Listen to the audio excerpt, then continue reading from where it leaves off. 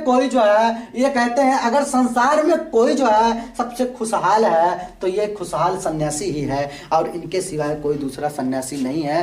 तो यही दृश्य को देखने के पश्चात, यही दृश्य को देखने के पश्चात ये जो है सन्यास ले लेते हैं। तो अक्सर परीक्षाओं में सबसे पहला परीक्षा में क्वेश्चन पूछता है साथियों कि 4 दृश्य क्रमशः कौन थे जो क्या कहते हैं सिद्धार्थ ने जो है देखा था। जो है 4 दृश्य, बूढ़ा व्यक्ति, बीमार व्यक्ति, मृत शव और खुशहाल सन्यासी। 4 दृश्य क्रमशः की बात हो रहा है, 4 दृश्य नहीं बात हो रही है, क्रमशः यही होंगे क्रम। एक बार परीक्षा में पूछा था क्रम कौन कौन था, क्रम भी उल्टा सीधा करके दिया था, क्रम भी लगाना था। एक बार परीक्षा में पूछा था वो कौन सा दृश्य देखकर जो है देखे थे जिससे जो है महात्मा बुद्ध जो है सन्यास ले लिए थे और इनका जो है बिल्कुल जो है आकर्षित हो गए थे, ये वो था खुशहाल सन्यासी। साथियों इसके बाद हम बताते हैं आपको, ये दृश्य देखने के पश्चात जो है ये जो है 29 वर्ष की अवस्था में, 29 वर्ष की अवस्था में जो है सन्यास ले लेते हैं। 29 वर्ष की अवस्था में सन्यास ले लेते हैं। सन्यास लेने के पश्चात कहा गया ये जाते हैं वट वृक्ष के नीचे, वट वृक्ष के नीचे जाते हैं, वट वृक्ष के नीचे अपनी समाधि को लगाते हैं और तपस्या करने में लीन हो जाते हैं। कुछ लोग सुन रहे होंगे ये तो पीपल वृक्ष के नीचे ज्ञान की प्राप्ति किए थे, तो हम बताएंगे साथियों पीपल वृक्ष के नीचे ही इनको ज्ञान की प्राप्ति हुई थी। लेकिन पहले तो सुनिए आप, सन्यास लिए वट वृक्ष के नीचे, अपनी समाधि लगाए वट वृक्ष के नीचे, उसके बाद जो है 6 वर्ष की घोर तपस्या किए, 6 वर्ष की घोर तपस्या किए और इनके साथ जो है 5 ब्राह्मण भिक्षु थे, 5 ब्राह्मण भिक्षु थे और जो है तपस्या में लग गए। उसके बाद जो है 6 वर्ष की घोर तपस्या के बाद भी जो है इनको ज्ञान की प्राप्ति नहीं हुई। ज्ञान की प्राप्ति नहीं हुई तो उसके पश्चात कहा जाता है कि एक सुजाता नामक स्त्री जो है, सुजाता नामक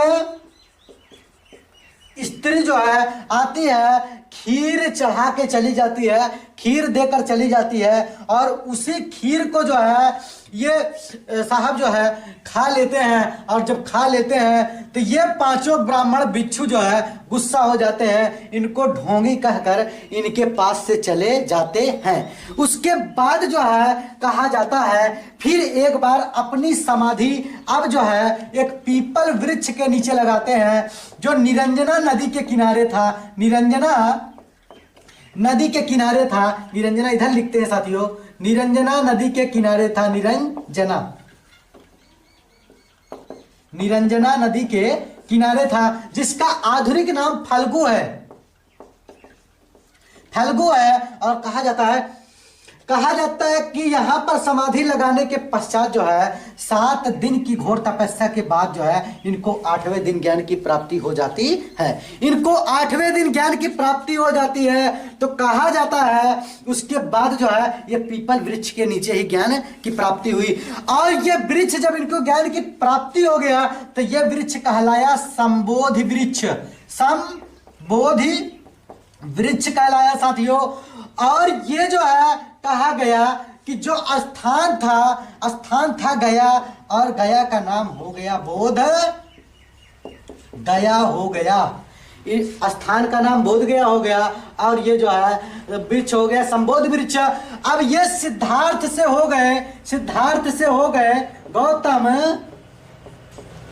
बुद्ध हो गए। अब ये जो है इनको ज्ञान की प्राप्ति हो गई और ज्ञान की प्राप्ति होने के पश्चात कहा गया वहीं पर 2 शूद्र बंजारे जा रहे थे, 2 शूद्र बंजारे जा रहे थे, 2 शूद्र बंजारे जा रहे थे। और जो 2 शूद्र बंजारे जा रहे थे इन्होंने सर्वप्रथम यही 2 शूद्र बंजारे को अपना शिष्य बनाते हैं जिनका नाम था तपस्सु तथा मल्लिक। तपस्सु तथा मल्लिक था, मल्लिक 2 शूद्र बंजारे थे।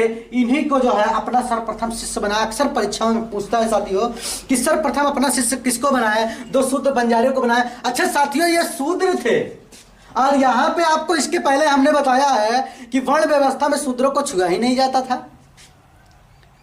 तो बताइए आप इनको कैसे बना लिए शूद्र को, कुछ लोगों के दिमाग में प्रश्न आ रहा होगा।